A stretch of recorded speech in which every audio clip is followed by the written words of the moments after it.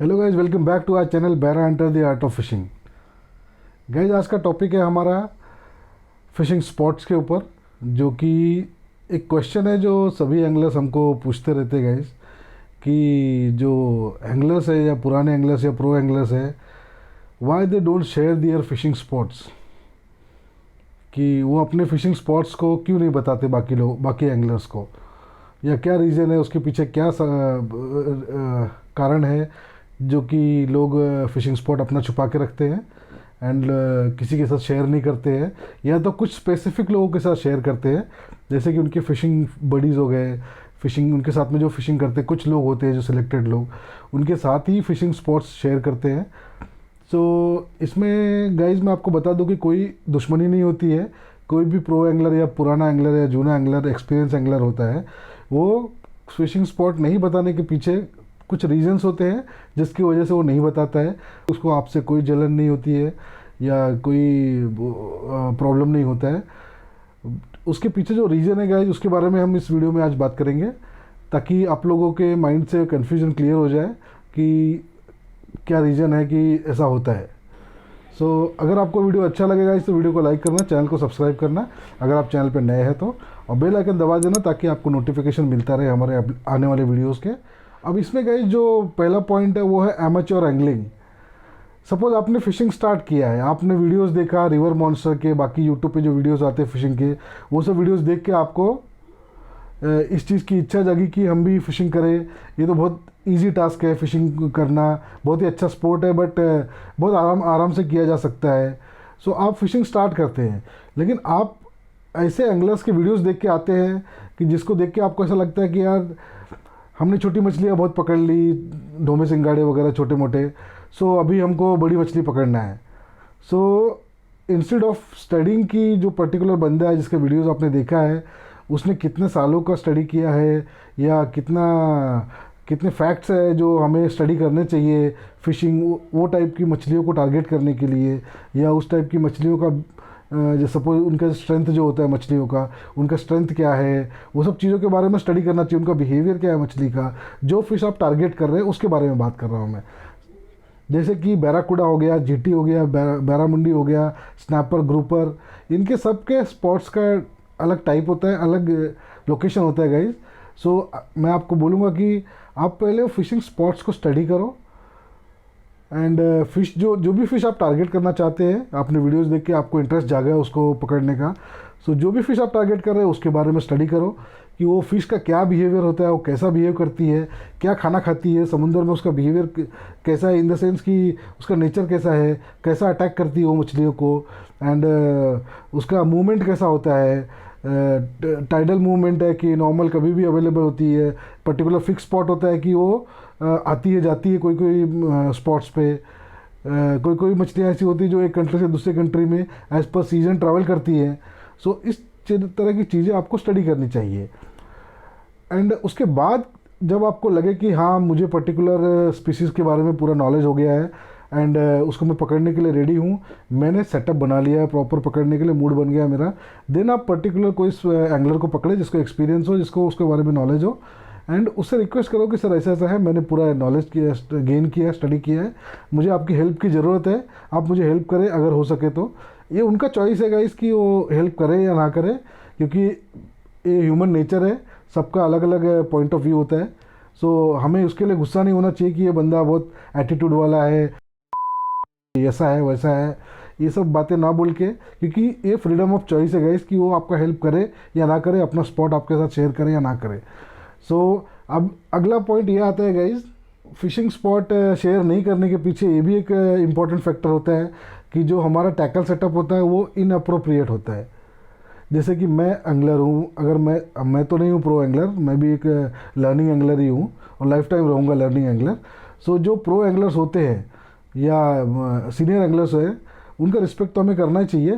साथ में वो जो एंगलर्स होते हैं गाइज, वो ये चीज़ को ध्यान में रखते हैं कि ये बंदा अगर बैरामुंडी टारगेट कर रहा है, जो बैरामुंडी 2 किलो 1 किलो से लेके 40 किलो तक के आसपास तक जाती है, उससे भी बड़ी होती है, बट इसको पता नहीं है कि जो टेक्निक वो यूज़ कर रहा है फिशिंग करने के लिए, सपोज आप स्पिनिंग कर रहे हो स्पिनिंग करने के लिए आप कोई लूअर कास्ट करते हो, लूअर यूज़ करते हो, स्पिनिंग करते हो, तो इसकी कोई गारंटी नहीं होती गाइस कि जो प्रेडेटर फिश आपको लगेगी या आप जो मच्छी हुक करेंगे, बैरामुंडी ले लो, तो वो क्या साइज़ की होएगी एंड उसको आप हैंडल कर पाओगे कि नहीं कर पाओगे, आपको टेक्निक्स पता है कि नहीं पता है, आपने स्टडी किया है कि नहीं किया है। अगर आपका टैकल अप्रोप्रिएट नहीं है, सपोज आपको पता नहीं है कि कौन से डायमीटर की लाइन हमें यूज़ करनी चाहिए एंड क्या स्ट्रेंथ होना चाहिए लाइन का, रील का क्या स्ट्रेंथ होना चाहिए, पावर क्या होना चाहिए रील का, एंड क्या लाइन कैपेसिटी हमारे रील का होना चाहिए, स्पूल कैपेसिटी, स्पूल में जो कैपेसिटी रहती है लाइन की, कितना मीटर आप लाइन यूज़ करते हैं उस रील के अंदर, कौन सा टाइप का रॉड यूज़ करते हैं आप उसको, इसके सब चीज़ें होते हैं जो मल्टीपल फैक्टर जो बहुत इंपॉर्टेंट होता है गाइज एक बड़ी मछली को लैंड करने के लिए। अगर वो सब चीज़ें आपको नहीं पता है, आपको पता नहीं कि बड़ी मछली को लैंड करके बाहर कैसे निकालना है, आपको उसको हैंडल करने नहीं आता है, गाफ मारने नहीं आता है जिससे आप उसको उठाते हो, लैंड करते हो, आप सोचते हो कि आप डायरेक्ट रॉड से उठा के पटक दोगे 30 किलो की मच्छी को, सो इट्स नॉट पॉसिबल। सो उसके पीछे अगर आपकी प्रॉपर स्टडी होगी तो सामने वाले को या प्रो एंगलर जो हमारे सीनियर एंगलर्स हैं उनको 100% यकीन हो जाएगा कि गाइज इस बंदे को हम हेल्प कर सकते हैं, जो मेरे साथ हुआ था गाइज, इसलिए मैं आपको बता रहा हूँ। इनिशियली जब मैंने फ़िशिंग स्टार्ट की थी तो मैंने अपने कैचेस दिखाए लोगों को, फेसबुक पे डिस्प्ले किया एंड मैंने खुद से स्पॉट स्टडी किया। उसके ऊपर भी मैं एक वीडियो बना दूंगा कि हम कैसे स्पॉट्स को स्टडी करें, कैसे हम स्पॉट्स को ढूंढें और कैसे ट्राई करें उसके ऊपर। सो मेरे जो केस स्टडी है गई इसमें मैंने कैचेस देखा, लोगों ने अलग अलग टाइप की मछलियाँ मैं टारगेट कर रहा था। जैसे कि मैंने एलिगेटर गार पकड़ा था एक पॉन्ड में, उसको मैंने डिस्प्ले किया, जिसको all India game fishing association जो हमारे अली भाई थे, लेट मिस्टर अली भाई, पीस बी अपॉन हिम, उन्होंने इस चीज़ को अप्रिशिएट किया।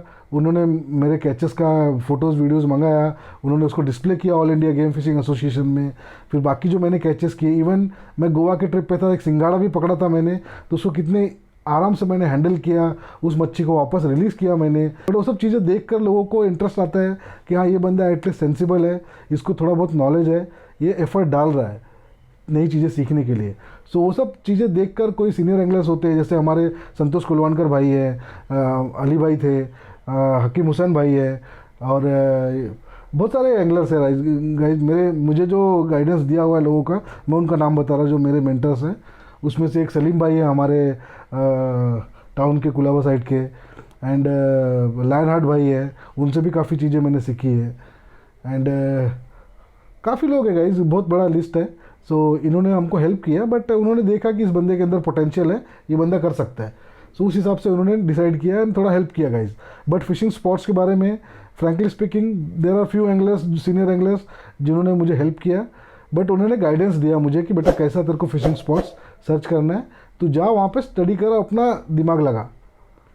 तो मैंने वो लगाया और मैंने बहुत सारे फिशिंग स्पॉट्स एक्सप्लोर ऐसे किए जो लोगों को पता भी नहीं था, कि यकीन भी नहीं होगा किसी लोगों की भाई यहाँ पे इतनी बड़ी बड़ी मछलियाँ हो सकती है, या इतने आराम से हम उसको लैंड भी कर सकते हैं वहाँ पे।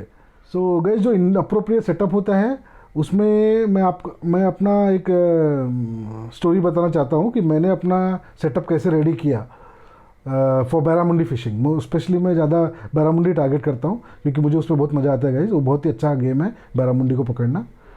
So during my learning phase guys, तो मैं एक स्पॉट पे फिशिंग करता था जहाँ पे बेट फिशिंग में मोस्टली करता था, and I was really crazy about fishing. मैं वहाँ पे 2-2 दिन कंटिन्यूस मीन्स 48 आवर्स मैं वहाँ पे कंटिन्यूस बैठ के फिशिंग किया हूँ, bait fishing. High tide low tide आके चला गया, मेरे चारों तरफ पानी है, मैं एक रॉक पे बैठा हूँ, but it doesn't bother me, that is not a good practice. Safety का ध्यान रखना चाहिए। बट वहाँ पे मैंने एक चीज़ देखा गाइस कि एक एंगलर आया रात को 1:30-2 बजे।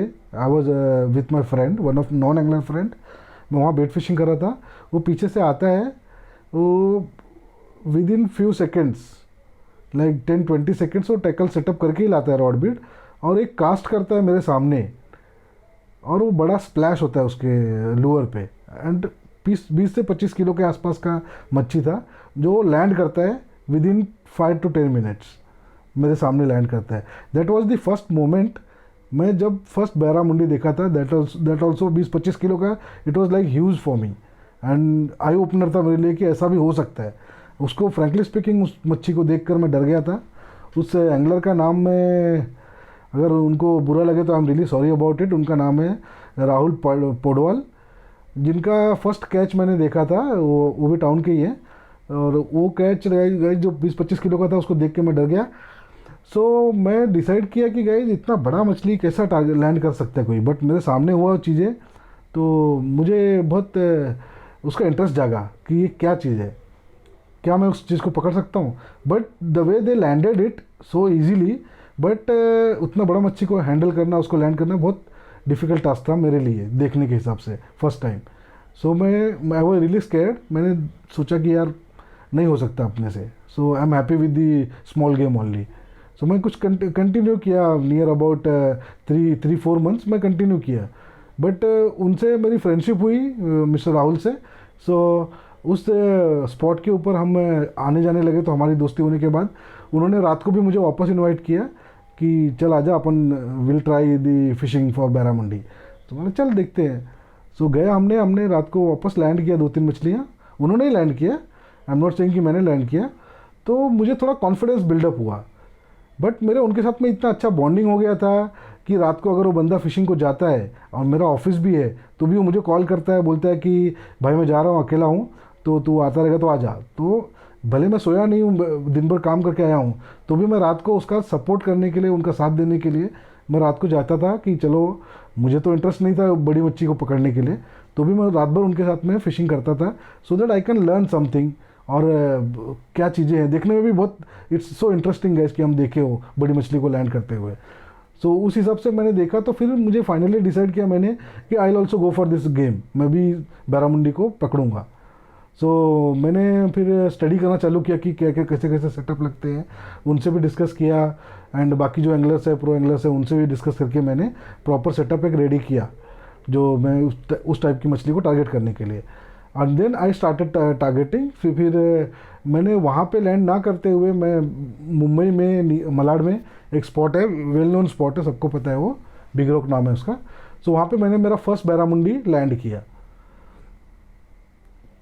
सो इसके पीछे मैं ये बताना चाहता हूँ गाइस कि अगर जब आपको इंटरेस्ट होगा तो लोग आपको अप्रोच करेंगे, लोग आपको हेल्प करेंगे, बट आपको दिखाना होगा कि भाई मुझे इंटरेस्ट है, I am not doing it just for time pass, I take it as a sport and I am very serious about it. Guys कि अगर आपका टैकल इनअप्रोप्रिएट नहीं है, आपको टेक्निक पता नहीं है, तो उससे क्या होता है गाइस कि अगर आपने मच्छी को हुकअप कर लिया, तो मच्छी फाइट करती है आपके साथ, आप उसको लैंड नहीं कर पाओगे, आपका line proper up to the mark नहीं है, तो आपकी लाइन ब्रेक हो सकती है, तो मच्छी निकल जाएगी, आपका रॉड टूट सकता है, कुछ ना कुछ हो गया आपका, आप मच्छी को लैंड नहीं कर पाएंगे, क्योंकि आपको टेक्निक पता नहीं है। क्योंकि बैरामुंडी को लैंड करने का टेक्निक अलग है, बैराकुड़ा का अलग है, जीटी का अलग है, सबको लैंड करने का, बड़ी मछलियों को किनारे पे लैंड करने का टेक्निक अलग है एंड प्रिकॉशंस अलग है उसके। सो ये एक रीज़न होता है कि अगर कोई angler, pro angler, sorry amateur angler है, वो बार बार कोई स्पॉट पे जा रहा है फिशिंग करने, उसके टैकल्स प्रॉपर नहीं है, तो वो क्या करेगा, वो उस मछली को हुकअप करेगा और उसको मिस करेगा। एंड गाइज अगर आप कोई पर्टिकुलर स्पॉट पे बैरामुंडी को टारगेट कर रहे हैं और उसमें वहाँ जाकर बार बार बैरामुंडी को हुकअप कर रहे हैं और मिस कर रहे हैं, सो आपका जो लूअर है उसके मुंह में लगा हुआ है, उसका हुक, आपका लूअर का हुक मुंह में लगा है, भले वो 1 हफ्ता 2 हफ्ते के बाद निकल जाता है, but guys I tell you this is my study, वो स्पॉट पे मछलियाँ आना बंद हो जाती हैं, क्योंकि वो ग्रुप में रहती है, बैरामुंडी वगैरह जो है मछलियाँ सब ग्रुप्स में ट्रैवल करती हैं। सो वो उस स्पॉट पे आना बंद करेगी, वो कहीं और स्पॉट पे चले जाएंगे पूरा group. So like with in कभी कभी 1-1 साल हमने देखा है, एक बार स्पॉट स्पॉइल हो गया तो वहाँ पे वापस मछलियाँ 1-1 साल तक नहीं आती है। ये मेरे पास रिसेंट एग्जांपल है, जो स्पॉट मैंने अभी डिस्क्लोज़ किया है, जो लाइव बैरामुंडी का वीडियो डाला है, आपको लिंक दे दूंगा, आप उसमें देख लेना। वो स्पॉट पे हमने इतनी मछलियाँ टारगेट की, बट कुछ लोगों की वजह से, या मेरे पार्टनर जो थे, जो मेरे साथ में फ्रेंडशिप थी जिनकी, जो लोग वहाँ पे फिशिंग करते थे, उन लोगों ने बहुत सारी मछलियाँ हुकअप की और वहाँ पे मिस की मछलियाँ, जिसकी वजह से वो स्पॉट पूरा स्पॉइल हो गया। एंड हमने 1 साल तक वहाँ पे वापस उस मछली का मूवमेंट नहीं देखा। जहाँ हम लोगों ने विद इन 2 मंथ्स हमने 37-40 के आसपास बैरामुंडी लैंड किया था वहाँ पे। उसके बाद हमको हार्डली 2 या 3 मछलियाँ लगी, दैट ऑल्सो 6-7 किलो के आसपास की साइज़ की, नहीं तो वहाँ पे 28-30 किलो की बैरामुंडी हमने लैंड की है। एंड जो थर्ड एंड इम्पोर्टेंट पॉइंट है गाइज इसमें, वो है कि फ़िश बिहेवियर, स्ट्रेंथ है, फ़िश का स्ट्रेंथ जो है उसके बारे में आपको पता होना चाहिए। मछली अगर ज़्यादा फाइट करने वाली मछली है, जैसे बैरामुंडी है एंड जीटी है, बैराकुडा है, इनमें से सबका फाइटिंग का टेक्निक अलग होता है, स्ट्रेंथ अलग होता है सबका। The way they fight is different, उनका फाइटिंग करने का तरीका अलग है, स्ट्रेंथ अलग है सबका। सो उस हिसाब से हमको पता होना चाहिए कि उनके लिए हमको कौन से टैकल यूज़ करने हैं। अगर आपके पास प्रॉपर टैकल सेटअप है तो कोई भी आपको हेल्प करेगा। एंड फोर्थ इम्पॉर्टेंट पार्ट है गाइज, दैट इज़ नेटिंग। सो जो हमारे लोकल एंगलर्स नहीं बोल सकते हैं, जो हमारे लोकल फिशरमैन्स होते हैं, वो नेटिंग के लिए मोस्टली वो स्पॉट को टारगेट करते हैं जहाँ पे वो एंगलर्स को देखते हैं, मल्टीपल एंगलर्स को देखते हैं। एंड फ्रिक्वेंट मतलब बार बार कोई भी मल्टीपल एंगलर कोई पर्टिकुलर स्पॉट पे जा रहा है और दिन में वो नेटिंग करते हैं, तो उनको पता चलता है कि कुछ एंगलर्स यहाँ पे आते हैं। कास्टिंग करने वाले मोस्टली ध्यान रखते हो, स्पिनिंग कर रहा है मतलब यहाँ पे ज़्यादा मछली आती है और बड़ी मछली आती है। सो दे टारगेट दैट स्पॉट, वहाँ पे पूरा नेटिंग करते हैं वो लोग around that spot, so that वो मछलियों को पकड़ सके। The problem is what guys, I am not against any fisherman और समथिंग, बिकॉज किसी भी लोकल के लिए या लोकल का पहला राइट होता है, पहला हक होता है कोई भी पर्टिकुलर स्पॉट या फिशिंग लोकेशन का, अगर वो वहाँ पे रहता है बंदा, भले वो फिशरमैन हो या एंगलर हो। सो इसमें हमें ध्यान देना चाहिए कि अगर वो नेटिंग करते हैं तो प्रॉब्लम क्या होता है कि उनका रोजी रोटी चलती है, अच्छी बात है, बट उसमें जो मास किलिंग होता है छोटी मछलियों का, एंड वो स्पॉट पे अगर आप डेली नेटिंग करोगे, सपोज हफ्ते का टाइम है, हफ्ते में 6 दिन 7 दिन मछलियाँ आती हैं वहाँ पे, तो उसमें से अगर 6-7 दिन कंटिन्यूस नेटिंग होगा उस स्पॉट पे, बैरामुंडी तो इतनी इंटेलिजेंट मच्छी है कि वो नेट को फाड़ के भी निकल जाती है और नेट रहेगा तो रिटर्न चली जाती है, वो स्पॉट पे आना बंद कर देती है। So this is the reason guys कि वो लोग अपना फिशिंग स्पॉट कम शेयर करते हैं। जो प्रो एंगलर लोग हैं वो मोस्टली नाइट में जाएंगे वो स्पॉट पे फिशिंग करने के लिए, या तो ऐसे टाइम पे जाएंगे कि जो ज़्यादा पब्लिक को पता ना चले, एंड उनको एक्यूरेट टाइम मालूम है कि कब कितने बजे मच्छी आएगा, उतने बजे जाएंगे, विद इन फ्यू मिनट्स मच्छी को लैंड करेंगे, वहाँ से निकल जाएंगे। And this is the one of the main reason कि नेटिंग अवॉइड करने के लिए लोग अपने स्पॉट्स को बचाते हैं। क्योंकि अगर आपने स्पॉट्स को बता दिया और काफ़ी एंगलर्स को, तो काफ़ी एंगलर्स वहाँ पे फ्रिक्वेंटली जाने लगेंगे, बार बार जाएंगे, लाइक विद इन वीक वो लोग 5-5 बार 6-6 बार एक ही स्पॉट पे जाएंगे, जबकि उनको पता भी नहीं है, क्योंकि उनको पता नहीं होगा कि फिश का टाइम क्या है, तो वो भी वहाँ पे जाके खड़े रहेंगे, वहाँ पे फिशिंग करेंगे, लगे नहीं लगे कंटिन्यूस लोग वहाँ पे कैंपिंग करके बैठ जाएंगे। So it's not good guys. तो इसकी वजह से भी एक रीज़न है कि लोग फिशिंग स्पॉट शेयर नहीं करते हैं। So these were the reason guys जिसकी वजह से कोई भी एंगलर आपके साथ में फिशिंग स्पॉट शेयर नहीं करता है। उसका रिस्पेक्ट करें गाइज, उसको कोई भी नेगेटिवली नहीं ले। एंड आई टेल यू कि अगर आपके अंदर क्रेजीनेस है फिशिंग के ऊपर लेके, आपने स्टडी किया है, आप पंक्चुअल हो about fishing and this thing activities, and आप फिशिंग बड़ी बनना चाहते हैं किसी का, आप मेरी फिशिंग बड़ी बनना चाहते हैं, आप कुछ सीखना चाहते हैं, तो मोस्ट वेलकम है गाइज। एंड मैं कोशिश करूँगा आपको बताने का, चीज़ें सिखाने का, जितना पॉसिबल हो पाएगा उतना, एज़ पर आपका रेडीनेस के ऊपर है, आप कितने तैयार है उसके लिए। सो इसी तरीके से गाइज, जैसा कि एक सोल्जर को कोई भी नए सोल्जर को या लर्निंग सोल्जर को ऐसे ही गन नहीं पकड़ा देता कि बेटा जा फायरिंग कर जंग में। सो उसको प्रॉपर ट्रेनिंग होने के बाद ही उसको भेजते हैं जंग के लिए। इसी तरह से एंगलर्स का भी कंसेप्ट है। सो ज़रा सबका रिस्पेक्ट करें, और मेन गाइज है कि जो सीनियर एंगलर्स है उनका हमको रिस्पेक्ट करना चाहिए, उनके बारे में हमें कुछ बुरी भली बातें नहीं करनी चाहिए। मैंने नोटिस किया है कि जो नए एंगलर्स होते हैं, जो एक बार सीख लेते हैं चीज़ें प्रो एंगलर्स के साथ में या सीनियर एंगलर्स के साथ में, तो पीठ पीछे उनकी बैक बीचिंग करने लगते हैं, बुराइयाँ करने लगते हैं, विच इज़ नॉट गुड, क्योंकि इससे लोगों का दिल टूट जाता है, ट्रस्ट टूट जाता है। सो लोग क्या करते हैं कि नए एंगलर्स जो बिगिनर्स हैं उनको फिर सिखाना बंद कर देते हैं। तो इसके एक बंदे की मिस्टेक की वजह से बाकी लोग का लॉस होता है। सो आई सजेस्ट की गाइस कि आप लोग किसी से सीखते हो तो उसको प्रॉपर रिस्पेक्ट दें, क्योंकि फ़िशिंग का कोई कॉलेज स्कूल नहीं होता है, लोग सिखाते हैं तो अपने इंटरेस्ट से सिखाते हैं। सो आप उस चीज़ को रिस्पेक्ट करें, उनको हमेशा रिस्पेक्ट दें। हो सकता है किसी बंदे के अंदर कुछ गलतियाँ आपके हिसाब से होगी, बट ज़रूरी नहीं कि उसके ऊपर लेके आप उनके बैक बिचिंग करें या उनको डिसरिस्पेक्ट करें। So it's a very bad practice of anglers now. So guys, best of the luck for your fishing. This was the end of the video guys. इसको ज़्यादा लंबा और नहीं करता हूँ मैं। एंड बाकी आगे और कोई टॉपिक्स पे आपको बात करना होगा गाइज तो मुझे आप कमेंट में बता दें, और आपको ये वीडियो कैसा लगा गाइज ये भी कमेंट करके मुझे बताएं। एंड अगर आपको वीडियो अच्छा लगा तो वीडियो को लाइक कर दें, चैनल को सब्सक्राइब कर दें guys. Till the time guys, enjoy your life, take care of parents and family, see you soon in the next video guys, very soon.